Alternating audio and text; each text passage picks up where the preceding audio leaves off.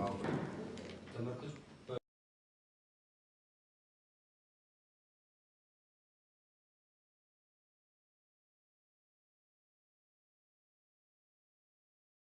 د برخه کې وو چې ټولې ادارې باندې خبرې دي.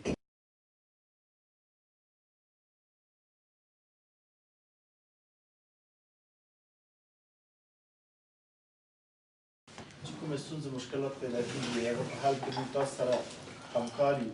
مخکې هم دا خبره کړې اوس هم دا خبره کوو.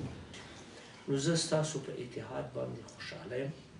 ستاسو ټولو نه هوډمن صاحب د نورو وروڼو نه هیله دا شوې وي چې زما سره کښېني، زما سره وګورئ، هر وخت وغواړئ.